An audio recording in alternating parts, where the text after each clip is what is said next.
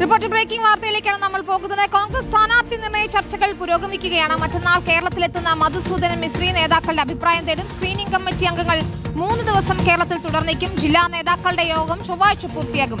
വേഗത്തിൽ സാധ്യതാ പട്ടിക തയ്യാറാക്കാനാണ് ശ്രമം. സീറ്റ് വിഭജന ചർച്ചകളും ഉടൻ പൂർത്തിയാക്കും. കേരള കോൺഗ്രസ് ജോസഫ് വിഭാഗവുമായും മുസ്ലിം ലീഗ് നേതൃത്വവുമായുള്ള ചർച്ച നാളെയാണ്. റോഷിപാലാണ് ചേരുന്നത്. വിശദാംശങ്ങളുമായി റോഷിപാൽ, 10 സീറ്റ് വേണമെന്ന ആവശ്യത്തിൽ ഉറച്ചു നിൽക്കുകയാണ് ജോസഫ് വിഭാഗം. എങ്ങനെയാണ് നിർണയിപ്പിക്കാൻ പോകുന്നത്? ഒപ്പം സാധ്യതാ പട്ടിക എത്രയും പെട്ടെന്ന് പ്രഖ്യാപിക്കുക എന്നത് ലക്ഷ്യമിട്ടാണ് ചർച്ചകൾ. വിശദാംശങ്ങൾ എന്താണ്? വനിത, ഇത്തവണ UDF 100 സീറ്റ് ലക്ഷ്യമിട്ടാണ് പദ്ധതികൾ ആസൂത്രണം ചെയ്തത്. അതുകൊണ്ടാണ് നേരത്തെ തന്നെ സീറ്റ് വിഭജന ചർച്ചകൾ തുടങ്ങിയത്. കേരള കോൺഗ്രസ് ജോസഫ് വിഭാഗം നേരത്തെ മത്സരിച്ച 10 സീറ്റുകളിൽ 4 സീറ്റുകൾ വിട്ടുതരണമെന്ന ആവശ്യമാണ് കോൺഗ്രസ് മുന്നോട്ട് വെച്ചത്. കടുത്ത നിലപാടിൽ തന്നെയാണ് കേരള കോൺഗ്രസ് ജോസഫ് വിഭാഗം ഉള്ളത്. അതുകൊണ്ട് നാളെ ജോസഫ് വിഭാഗവുമായി പ്രതിപക്ഷ നേതാവ് VD സതീശനും KPCC അധ്യക്ഷൻ സണ്ണി ജോസഫും ചർച്ച നടത്തും. അനുനയിപ്പിച്ച് സീറ്റുകൾ ഏറ്റെടുക്കാൻ കഴിയുമെന്ന ആത്മവിശ്വാസമാണ്. ഇതിനൊപ്പം തന്നെ മുസ്ലിം ലീഗ് നേതൃത്വവുമായി നാളെയും ചർച്ചകൾ തുടരുന്നുണ്ട്. അത് പ്രധാനമായും ഗുരുവായൂർ, കളമശ്ശേരി സീറ്റുകൾ വെച്ചുമാറുന്നതുമായി ബന്ധപ്പെട്ട ചർച്ചകളാണ്.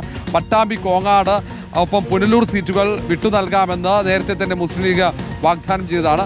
അത് സംബന്ധിച്ച് ചർച്ചകൾ ഒരു തീരുമാനത്തിലേക്ക് എത്തും. ഏതായാലും മധുസൂദനൻ മിസ്ത്രി ചൊവ്വാഴ്ചയോടെ കേരളത്തിലേക്ക് വീണ്ടും എത്തുന്നുണ്ട്.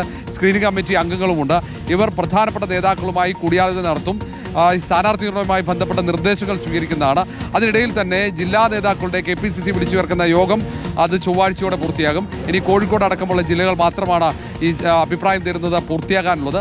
അതിന് തൊട്ടു പിന്നാലെ തന്നെ പ്രധാനപ്പെട്ട നേതാക്കളുമായി കൂടിയാലോചന നടത്തി പ്രതിപക്ഷ നേതാവും KPCC അധ്യക്ഷനും കൂടി സാധ്യതാ പട്ടിക തയ്യാറാക്കും. ആ സാധ്യതാ പട്ടിക സ്ക്രീനിംഗ് കമ്മിറ്റിക്ക് കൈമാറുകയാണ് ചെയ്യുക.